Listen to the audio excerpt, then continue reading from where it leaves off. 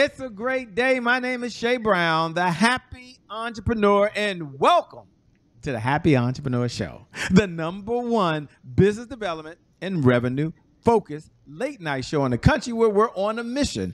And our mission is to empower. Our mission is to inspire. Our mission is to inspire you, the entrepreneur, and give you all of the resources that are necessary to execute that big vision you have for the people you were called to serve. And on this episode, we have the one and only Danielle M. Gilbert, who's in the building to talk about emotional intelligence, which I got to practice right now.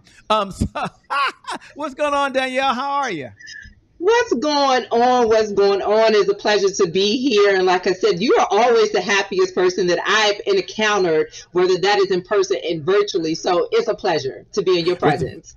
Thank you so much. It's a pleasure to have you here. Talk about emotional intelligence. Can you define what it is and define what it is for the person that's hearing it for the very first time? And maybe they need a reminder. I'll say it like that. Or the seasoned entrepreneur that hears it over and over and over again. And we got one question. How does this help me, the small business owner with less than 20 employees, and other 20, 15 of them are 1099s anyway? So how does it help us? So emotional intelligence is important regardless whether you're a small business or you are working in an organization or you're just encountering people, right? We talk to people all day. So emotional intelligence really refers to your ability to truly recognize, understand, and manage one's own emotions and the emotions of others. It truly involves the capability, the capacity. How do you perceive, express, regulate your emotions when you're working with yourself, right? And when you're also in relationships or talking to others, especially in a small business, being an owner, or even just working in a workforce. How are you interacting with others? So emotional intelligence, I have multiple components of it. So I'm going to take a moment to just break that down, if you don't mind, for the individuals that are listening, is that it involves self-awareness, right? How do you recognize and understand your own emotional intelligence, your own strengths and weaknesses, your values, your beliefs? How do you self-regulate? Right? So how do you really figure out how to manage and control your emotions, your impulses, and your behaviors? The third component, motivation. How are you motivating people, right? How are you driving? How are you sustaining motivation when it comes to individuals? How are you able to identify their goals? How are you able to help them bounce back maybe from failures, right? We think about as a business owner, sometimes there are failures as a business owner. So it's important to be able to understand that. The other one is empathy. How are you able to refer to the ability to truly understand and share the emotions of others? And then the last one is social skills. How do you encompass the ability to truly build and maintain healthy relationships, but also how are you communicating effectively?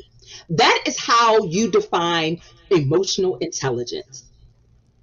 Now, how does it impact the person? Thanks for sharing, by the way, that is doing a lot of the work themselves, right? So they're the chief financial officer, the chief marketing officer, the chief sales officer, the chief admin, by the way, and they've got a lot going on. And maybe they have 1 to 5, what I would call 1099s of folks that work for them.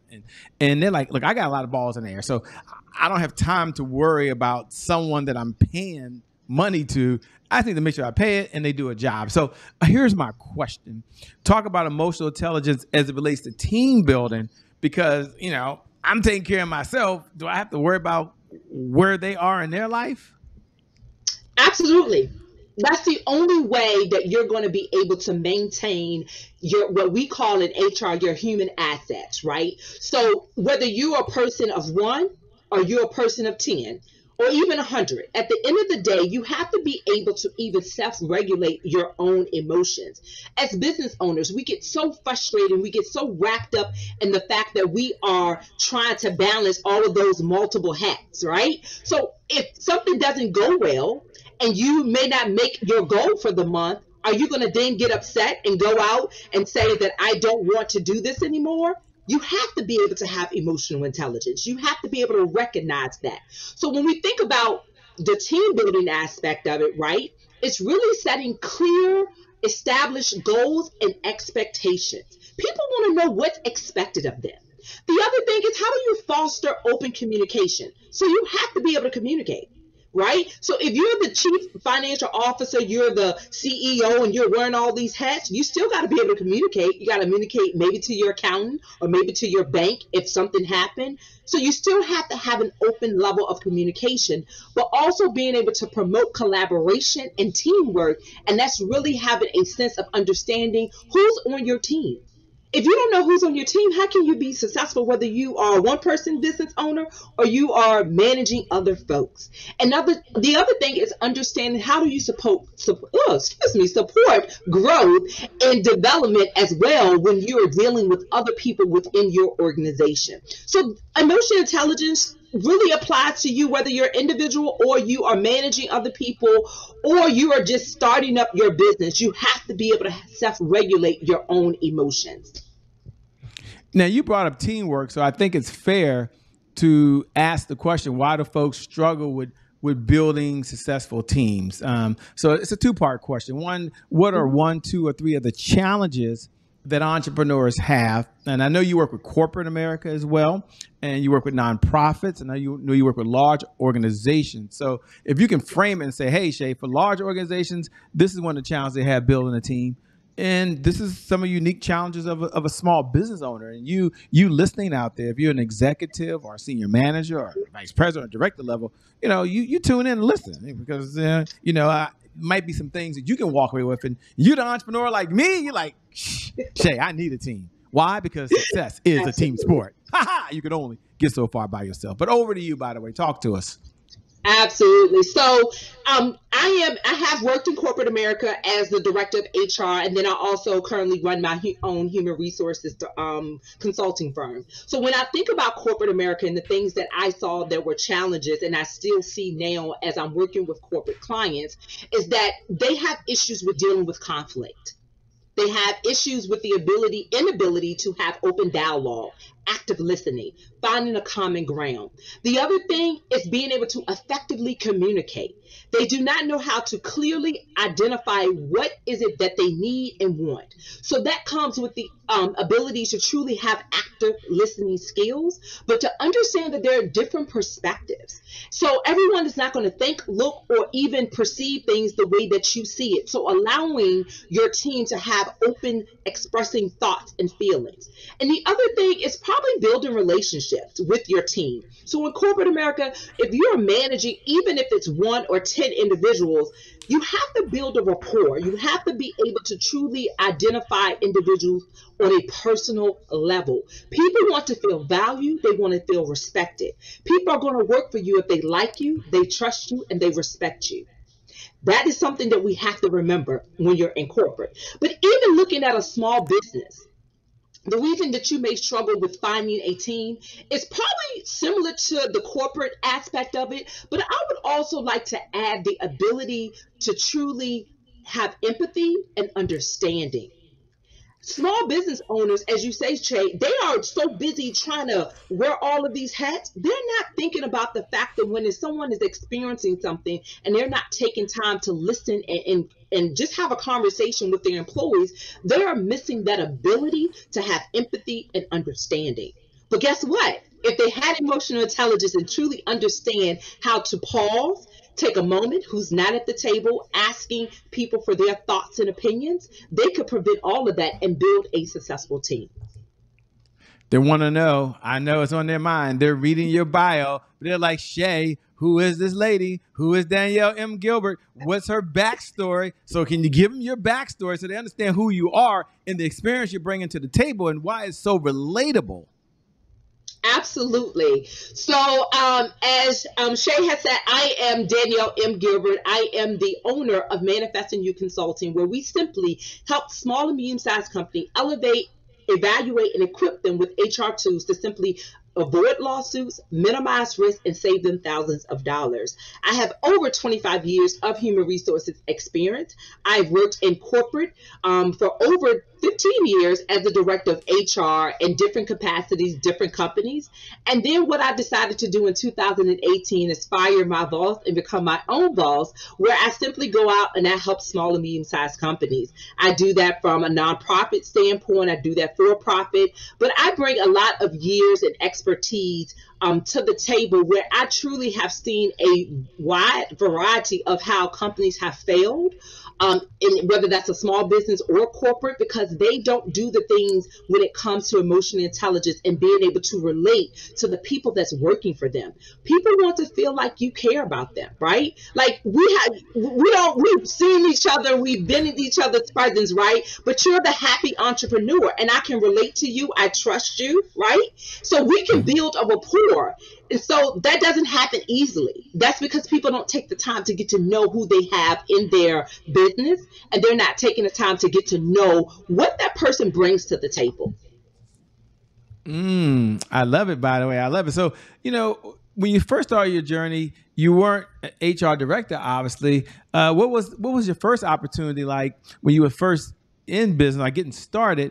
And then how has your philosophy changed? I mean, obviously your philosophy today is about emotional intelligence, but someone is listening is like, well, okay, Shay, when she first started, was there experience that she had? Was there something that she said, this has got to change, that we can make the environment a much better because of what I've been through? So what's my question? Number one, what was your first 1 or 2 jobs like that led you on this path to feel so passionate that you're going to change the work environment, which I don't know how you're going to do it, but that's your mission. That's what you do. So talk to us about that. Absolutely. So it's actually one experience. It was my very last experience in corporate America that changed my trajectory. It changed my outlook. It changed what I wanted to do when I really wanted to leave corporate and focus on my business. And so that experience led to me being in a corporation that I always was in a place of having to prove who I was, right? I was a young Black woman in a predominant white environment where there were nothing but males. And so being in the C-suite, sitting there where my voice did not feel valued, I did not feel respected, and I didn't feel like I was getting the respect that I deserved. And also the fact that I didn't feel like I was getting paid my worth. So all of those components of me being in an organization, spending 95% of my time, I felt that there was leaders who lacked emotional intelligence and truly did not want to get to know me. But so what I said is that how do you remove that mask to show up authentically you? And I wanted to show up to be me, and that experience did not allow me to. So I made it part of my mission when I stepped out and fired my boss to become my own boss, that I was going to help other individuals, companies understand the importance of emotional intelligence, building rapport and making sure that you're able to understand who is in your organization, right? Remove all the titles. When you remove the titles, you're still a human being. You're still the person that whoever you serve created you to be. So if that's the case, how come we cannot remove that mask and know at the end of the day, we are still humans. Humans have feelings. And so if you don't understand or have self-awareness about your own feelings, how are you going to recognize when someone is being hijacked because you have either offended them or you did not make them feel like they were part of your organization? So what do you say to the person? That's a great example, by the way. Thanks for sharing. Thanks for being transparent, because a number of folks who are watching are what we would call 9 to 5 millionaires. I mean, they get up every single day. They go to work. They do what they need to do during the day. And then they're still a 9 to 5 entrepreneur as well. And so it never stops. So let's talk to the person who's in the corporate America. You have the HR view of the world. You have the HR experience. They're like, oh my gosh, what she just said, Shay, it's me. Like, I'm in this environment and I feel like I'm not being recognized. I feel like, my superiors above me, male or female, aren't giving me some of the opportunities. And Shay, since you got her in front of you, what's one idea or 2 ideas? Because I can't leave my 9 to 5 right now. I'm not like her. I'm not ready to go, but maybe I can take advice from her. And I'm going to share with you later how y'all can connect with Danielle as well. And I don't know if she helps folks in these situations, but I'm going to ask her to help you and maybe give you 1 or 2 ideas that you can use immediately in your current situation to maybe try to, manage the manager. Is that possible? Or have more emotional intelligence yourself, or document what you're doing? I have no idea. So I'm going to the expert. Danielle, help the person that can't leave their 9 to 5, but they're right where you were before, and they want to know what you would suggest they do. Absolutely. Great question. So what I did in the midst of feeling that way, I began to, what I use the word manifestation. So I manifested exactly what I wanted. And you're probably saying, Julia, what is that? And why are you telling me that as a business owner? What I did while I was still working, I created a plan, right? I actually spoke what I wanted into my life. I believed it and I wrote it down. And every single day, I looked at exactly what my plan was, whatever that vision that I created for me walking away from my 9 to 5. I read it every single day, and I put things in place that would allow me to do that. So if you're looking and you're feeling or have experienced something that I have shared from my story, think about where do you want to go, right? It's a mindset, it's a mind shift. If you truly do not feel valued and you don't feel that you're worthy or you're not getting the respect that you deserve, create a plan, an exit plan. On that, within the next 1 to 3 years, maybe you are identifying how do you take your current job, that corporate job, and help you transfer your skills that you're learning to begin to walk away and run your business. That's exactly what I did. I created a plan. I reviewed my plan. I believed in my plan. But the key thing is to believe in yourself, right? And you have to be okay. And I just posted it yesterday that my pastor said something so profound to the congregation yesterday. It says you have to be willing to be different, be comfortable to be different in order to make a difference. I'm going to say that again. Be comfortable to be different in order to make a difference. So if you want to make a difference in your own life, right, you have to be willing to believe in yourself. And you have to believe to know that your shoes and the coat that whoever you serve, my God, said that there was a unique coat that I can put on. I can't wear anybody else's coat. So I believe that I wanted to put on the coat that he designed for me. And I wanted to follow my plan. And I wanted to walk away from my 9 to 5. And that's what I did. So you had a plan and you were able to execute it. I know success is a team sport. And one of my favorite questions I love to ask on the show is of all the mentors you've had along this journey of life. I know you've had so many mentors. What's one mentor, one idea, a principle that you've held near and dear to you that you're going to pass on to us, the audience? And you, the audience, I always ask you to lean in now because this is one of the principles that she's been carrying around and she's paying it forward. That means she's going to pay it to you. So I'm going to give her a two-part question. One, the lesson she learned from her mentor. And then number two, what should someone look for in a mentor as it relates to emotional intelligence? Because whether you're in corporate America or you're not in corporate America, I believe mentors, someone that can take decades and compress it to days for us to be more successful is huge. So over to you. Mentor, lesson, and then what should we look for in a mentor, especially those in corporate America that want to make sure their self-awareness, emotional intelligence is together? Absolutely. So the one thing that I learned from my mentor, and I've had many mentors throughout my time. I had an executive coach while I was in corporate. And to this day, this person is still in my life.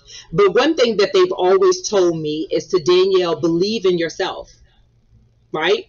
And so what does that really mean? My mentor says, Danielle, if you believe that you can truly do this and you believe that you want to be success, everyone has a different definition of success, but success really comes with your ability to know that you're going to succeed. So put your mind to it and truly believe that you can do it. And that's what I did. And that sounds simple, but it's truly not simple when you have so many different distractions, such as social media. You have people who are naysayers. Remove those distractions was the other thing she said. Believe in yourself and remove all of the distractions that is going to prevent you from getting to the next level in your life.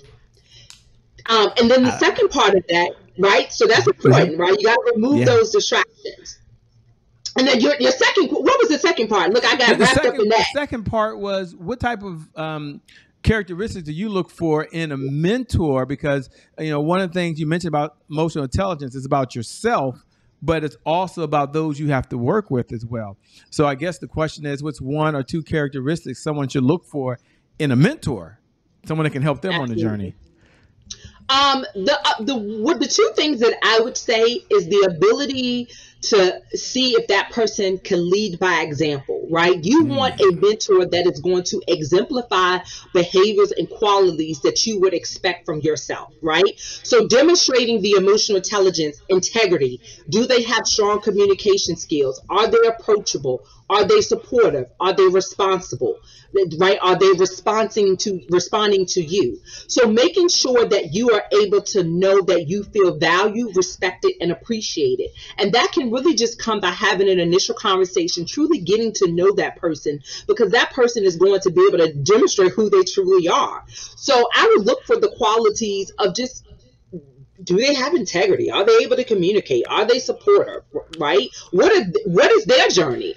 That's another thing, right? We say that we want to be connected to people, but truly, who are you being connected to? Get to know that person on a personal level when you're looking for a mentor, but understanding that that mentor is going to be there to guide you. And you don't want someone or a mentor that's going to be a yes person. You want someone who's going to be true, they're going to be authentic, and they're going to truly be able to be transparent and tell you what they need to tell you, and you need to be able to receive that in order to truly be successful. I love it. Thanks so much for sharing. That says a whole lot, by the way. We have a segment here called Today is My January 1st. And I know for some of you, you wait daily at 11 p.m. Eastern Standard Time. You sit on the edge of your seat and you want to say those words, so go ahead and say it. Today is my January 1st. Doesn't that feel good? Happy New Year to you, by the way. And for all the new folks who are tuning in for the very first time, welcome to the family. We're glad to have you. Today is my January 1st is our personal mantra. And it means that we get a do-over. It means we get a reset. It means that our past, no matter what the past has been or the past has brought us, it does not equal our future. So with that being said, when you hear those words, Danielle, today is my January 1st, what do you hear? And what was your words of encouragement to inspire folks that are listening? Right. So when I say today is my January the 1st, it really tells me that I have another 365 days to show up and believe in myself. It gives me another opportunity not to just believe in myself, but to believe in others, to help others guide them in whatever challenges they may have. I'm a true believer that in order to receive your blessings, you must be able to give back. And so when I think about that January the 1st, it's always, what can I do to help someone else? But what can I continue to do to be a better me? So when I want to show up, I want to be a better wife. I want to be a better mother. I want to be a better friend. So what can I do over the next 365 days to make that happen? I love it. Thanks so much for sharing. What type of clients is your firm taking on these days? And how can folks best connect with Danielle over and beyond this conversation? Absolutely. So I am taking clients who are truly ready to make a transformation in their business. And when I say a transformation, they are serious about making a difference by retaining their workforce or retaining their human capital. They're ready to be in compliance. They're ready to take advice from an expert to truly take their organization to the next level when it comes to human resources. Individuals who may not have the necessary policies and procedures in place, I'm ready to help them put those things in place. The laws are changing, and effective July the 1st, there are many laws that are going to be in effect. So are you ready? Right, is the question. And if you're ready to remove the distractions, you believe in yourself, you believe in your business, and you know that your business can go to the next level. So maybe you at 250,000 and you say, I'm going to make $1 million, right? How are you going to do that? And if you don't have the right people or places or procedures or policies in place, I am the person that you need to call when it comes to human resources. You can connect with me by simply texting me at 804-829-3722, or you can actually follow me all on my Facebook at Manifest in You. So just like I said manifestation, but it's Manifest in You on all social media platforms, and I will be happy to connect with you and talk you through what is going to be the next option to ensure that you're in compliance and you're ready to take your organization to the next level. Ah, man, that's amazing. You know, the people are nosy here. They're looking over your shoulder and they're seeing a bunch of stuff. They're seeing the pink and green. I know that's a shout out. She likes that part. Yeah, Shay, go ahead and shout me out. But and seeing so much stuff behind you, they're wondering, what does this person do for fun? Like when she's not out saving the world, making HR departments run effectively, making people smile and be happy coming to work every day. What does Danielle M. Gilbert do for fun? So I do arts and crafts. So I actually have a t-shirt business called Creative Designs by Danielle. I'm an event planner as well. I have twin daughters that keep me on the go. So I'm a sports mom.